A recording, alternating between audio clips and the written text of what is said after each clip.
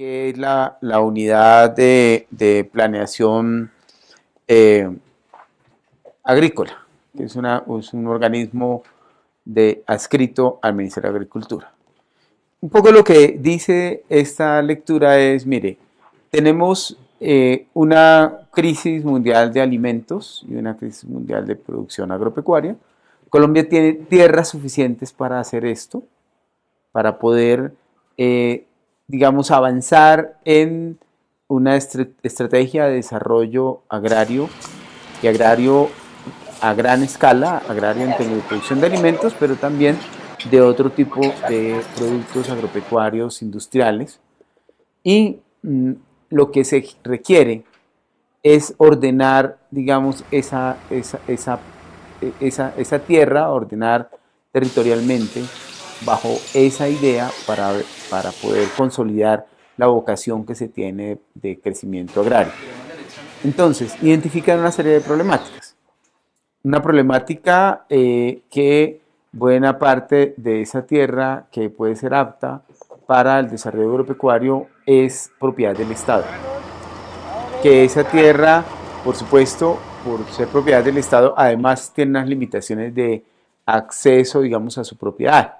En Colombia, cuando estamos hablando de la adjudicación de baldíos nacionales, hay unas reglas que limitan la cantidad de tierra que se le puede adjudicar a alguien. Muchos de estos lugares que llaman baldíos nacionales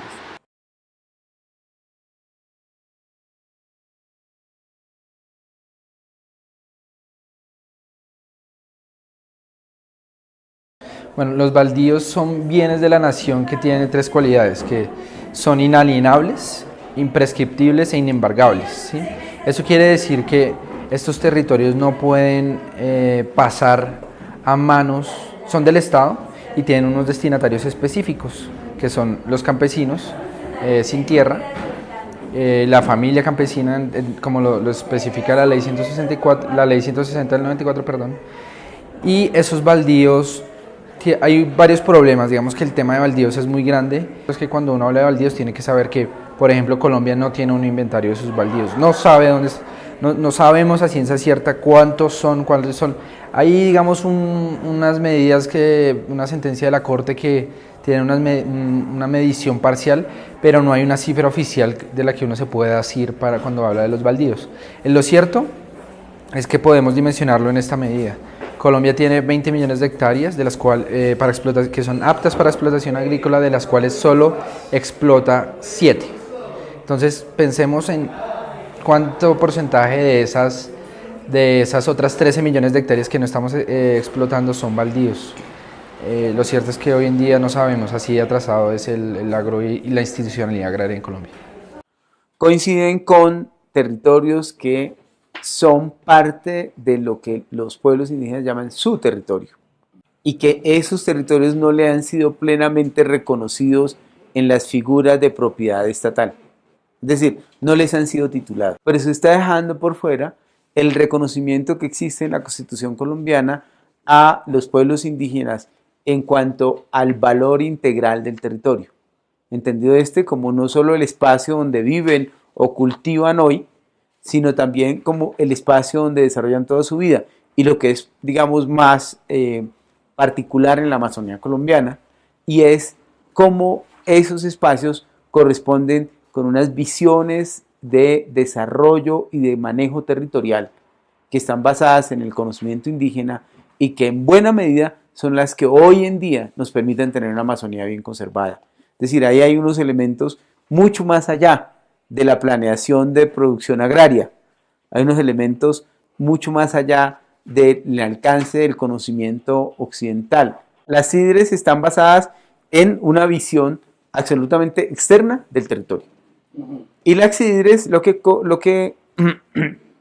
que se orientan es a desarrollar una estrategia para promover proyectos que apliquen a la vocación de desarrollo agropecuario de la región.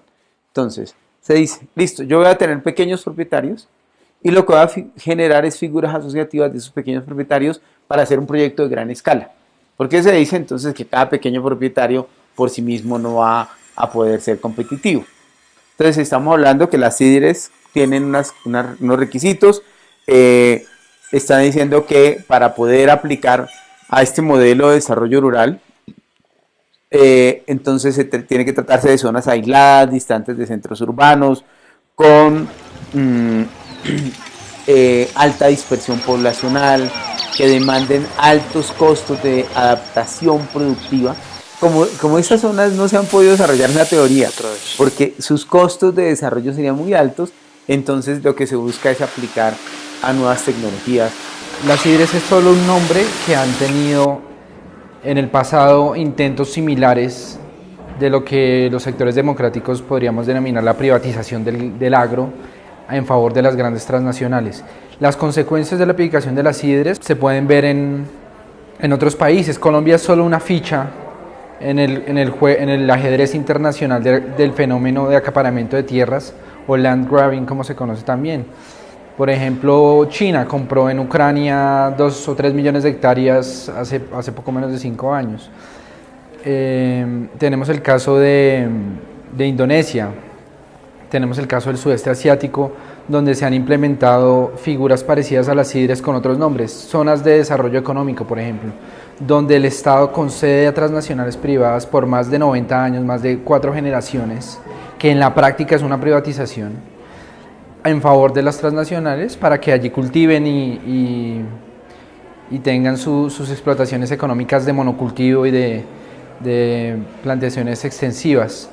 En el caso colombiano existe una cuestión muy concreta, y es que las CIDRES violan la ley 160 del 94, que es la que establece que los baldíos, que son los terrenos fiscales de la nación, de propiedad del Estado, deben ser entregados a los campesinos sin tierra para que los trabajen y allí puedan cultivar y garantizar su sustento.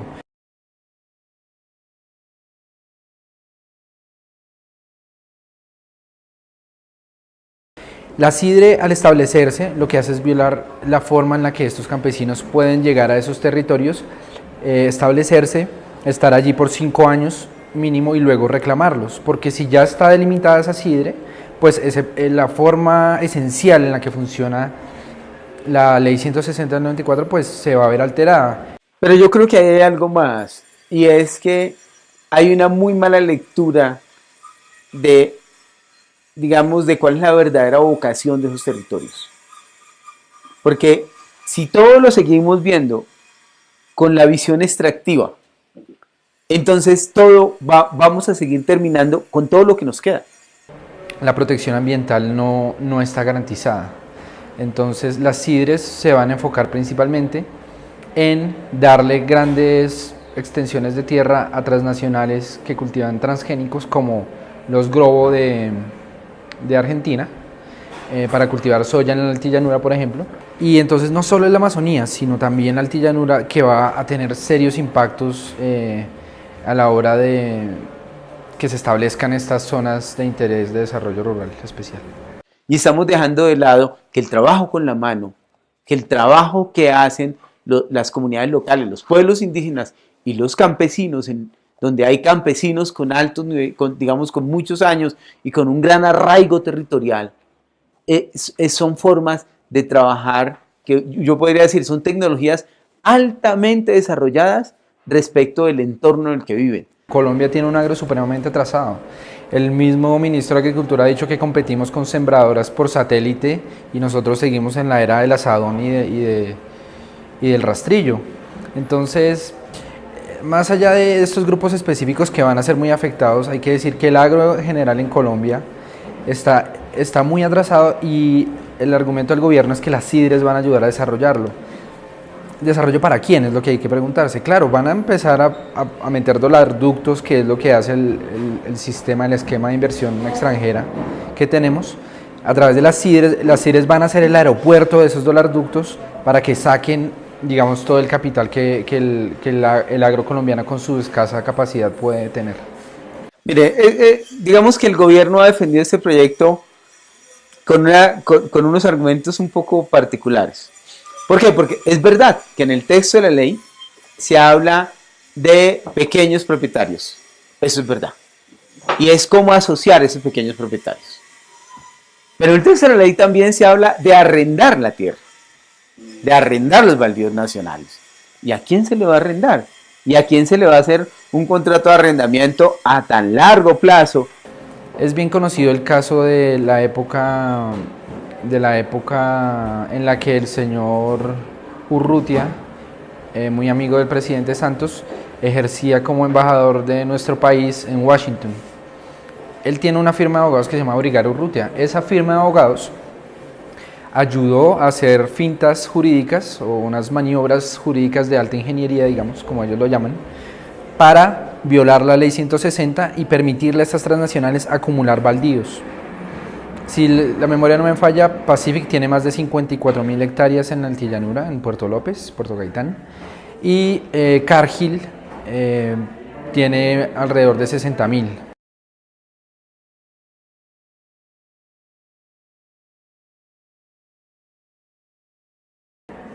O 70.000, entre 60.000 y 70.000.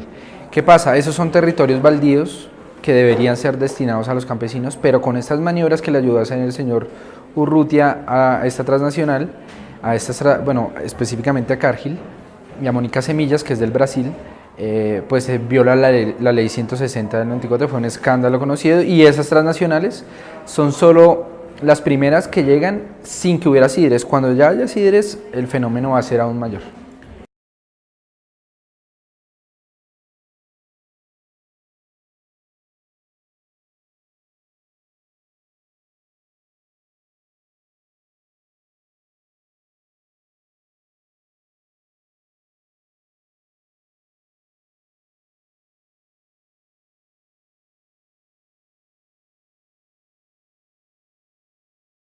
¿Cierto?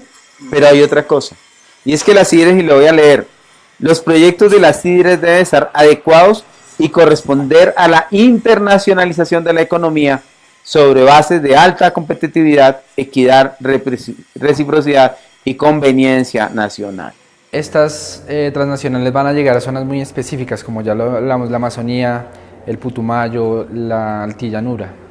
En esas zonas ya hay algún tipo de claridad respecto de cuáles son los baldíos. ¿Sí? Hay zonas muy específicas porque corresponden a zonas que son inexplotadas y que son perfectas para que estos capitales extranjeros lleguen. Estamos hablando, entonces, de inyectarle recursos. ¿Y quién va a inyectar recursos? Estamos hablando de una visión de desarrollo. ¿Y cuándo hemos discutido esa visión de desarrollo? Estamos hablando de avanzar en la consolidación, yo no quiero decir la extensión porque puede que no sea así, pero sí en la consolidación de una frontera agrícola en zonas que tienen altos niveles de sensibilidad ambiental y altos niveles de sensibilidad cultural, porque corresponden con espacios de pueblos indígenas que han estado muy marcados por fenómenos como el desplazamiento en el conflicto armado.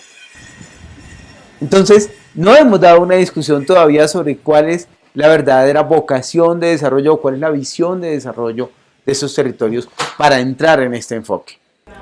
Cuando uno estudia el tema del acaparamiento de tierras, y en este caso las CIDRES, lo cierto es que el fenómeno global en el mundo es que solo el 25% de los negocios se concretan, es decir, dicen, vamos a sacar palma o vamos a sacar árboles, vamos a explotar madera. Solo el 25% de esos casos se concreta al final sacando productos, porque la mayoría son para, como hace Cargill en la actualidad, para especulación con el precio de la tierra. Y lo segundo es que de concretarse el negocio, cuando se concreta, en más del 60% de los casos, la comida que producen no es para el país donde la están produciendo, sino para sacarla a sus naciones. Entonces, las CIDRES y este fenómeno tienen un problema, y es que garantizan la seguridad y la soberanía alimentaria, pero no de los colombianos, sino de los extranjeros.